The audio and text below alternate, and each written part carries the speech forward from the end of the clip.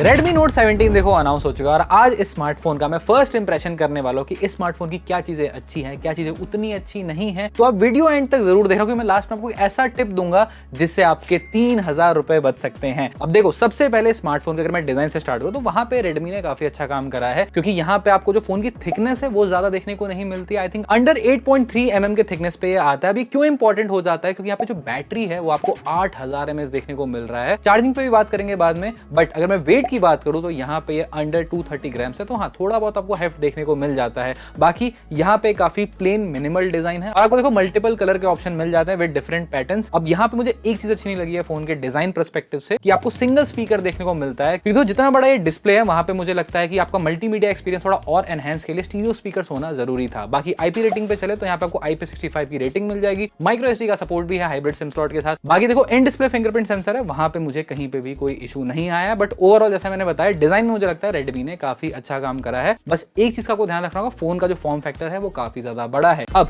Display के बारे में बात करूं जो उसका दूसरा पॉजिटिव है क्योंकि यहाँ पे आपको 6.99 इंच का फुल HD एमुलेट पैनल देखने को मिलता है। इवन जो ब्राइटनेस है वो काफी ज्यादा अच्छी है, इजिली बाहर विजिबल है, कहीं पे भी कोई इशू आपको नहीं आएगा। इवन मैं बोलूंगा बेजल स्टिल जो है काफी ज्यादा कम देखने को मिलता है, बट हाँ ये सिमेट्रिकल नहीं है, आपको जो बॉटम बेजल है वो थोड़ा सा ज्यादा बड़ा देखने को मिलता है। अब एक छोटी सी कमी क्या है कि यहाँ पे आपको YouTube का HDR सपोर्ट नहीं मिलता। आई थिंक वो होना चाहिए था, उससे आपका OTT का एक्सपीरियंस थोड़ा और एनहांस होता। लेकिन OTT के अंदर आपको फुल HD का प्लेबैक मिलेगा, वहां पे दिक्कत नहीं है। अब परफॉर्मेंस पे चलते हैं कि आपको परफॉर्मेंस कैसा मिलता है क्योंकि यहाँ पे स्नैपड्रैगन 4 Gen 4 के साथ ही आता है, Android 16 पे रन कर रहा है, 4 साल का OS का अपग्रेड है, 6 साल सिक्योरिटी पैच भी देखने को मिलेगा। बट यहाँ पे थोड़े बहुत आपको एक्स्ट्रा एप्स देखने को मिल जाएंगे। और अगर मैं UI की बात करूं तो आपको ज्यादा लैग्स देखने को नहीं मिलते हैं जो कि बहुत ही ज्यादा इंपॉर्टेंट है। अब हमने यहाँ पे काफी सारी गेमिंग भी टेस्ट करी थी, आप सुपर स्मूथ में एक्सट्रीम पे BGMI खेल पाओगे बट आपको फ्रेम ड्रॉप्स देखने को मिलते हैं। इस चीज का आपको ध्यान रखना होगा। बट ऑब्वियसली चिपसेट उतना ज्यादा पावरफुल नहीं है, तो इसका एडवांटेज क्या है कि फोन जो है ज्यादा हीट अप नहीं करता है। बाकी आप Antutu बेंचमार्क स्कोर भी देख सकते हो, यहाँ पे आई थिंक 6.5 लाख के करीब इसका स्कोर आता है। बाकी स्टोरेज टाइप का भी डिसेंट नंबर है,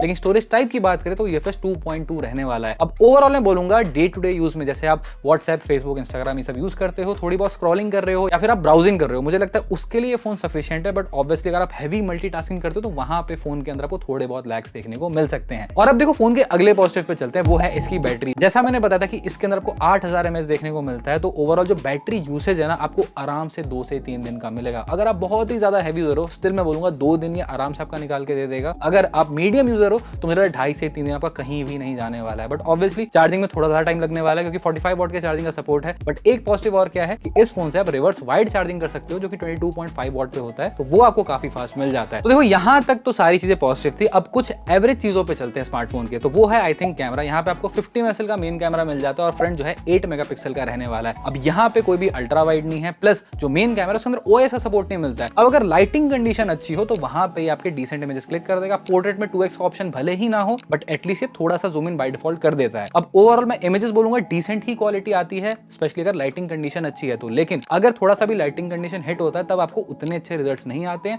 कलर्स भी उतने नेचुरल निकल के नहीं आएंगे, इवन डिटेल्स में भी लॉस है और स्पेशली लो लाइट में आपको इतनी अच्छी क्वालिटी नहीं मिलती है। और सेल्फीज में सिर्फ डिसेंट बोलूंगा। तो हाँ, यहाँ पे कैमरा इसका इतना बड़ा स्ट्रेंथ नहीं है। बाकी वीडियोस की बात करें 1080p फ्रंट और बैक से आप रिकॉर्ड कर पाओगे। बाकी अब देखो फोन के प्राइस के बारे में बात करते हो। ये स्मार्टफोन जो इसका बेस वेरिएंट है 6.28 वो आपको 28,000 का मिलता है और ऑफर के साथ रहेंगे 25,000 का आपको मिल जाएगा। बाकी एक और वेरिएंट है 8/128 जो 31,000 का मिलता है और आई थिंक कार्ड ऑफर के साथ उस पे भी आपको प्राइस ड्रॉप मिल जाएगा। बट जैसा मैंने बताया था कि आप 3000 कैसे बचा सकते हो, मैं आपको बताता हूँ कि यहाँ पे ना Poco M8 power 5G launch हुआ है और ये एकदम आइडेंटिकल स्मार्टफोन है, कहीं पे भी कोई डिफरेंस नहीं है। इवन आपको वेरिएंट सेम देखने को मिलते हैं, बस डिजाइन में आपको कलर्स अलग मिलेंगे। लेकिन स्टिल अगर मैं आपको सिमिलैरिटीज की बात करूं तो जो इसका केस है, अगर मैं आपको दिखाऊं कि ये जो इस स्मार्टफोन में लगता है, इससे आप आइडिया लगा पाओगे कितनी सिमिलैरिटी है। ये देखो, जो केस इसमें लगता है वही सेम केस आपके Redmi Note 17 में भी लग जाता है। तो 1 ग्राम का भी बोलूंगा डिफरेंस नहीं है, इवन वेट या फिर डायमेंशन में एकदम स्मूथली इसमें फिट हो जाता है। बट ऑब्वियसली डिजाइन में थोड़ा कटआउट अलग है, बट इससे आप समझ गए कि फोन में कोई भी डिफरेंस नहीं है। आपको UI सेम मिलती है, बस ब्रांडिंग आपको अलग मिल जाती है। तो अगर आप स्पेशली Redmi का स्मार्टफोन आपको लेना है तो आपको एक्स्ट्रा पे करना पड़ेगा और ये आई थिंक Amazon और बाकी आउटलेट्स पे आपको मिल जाएगा।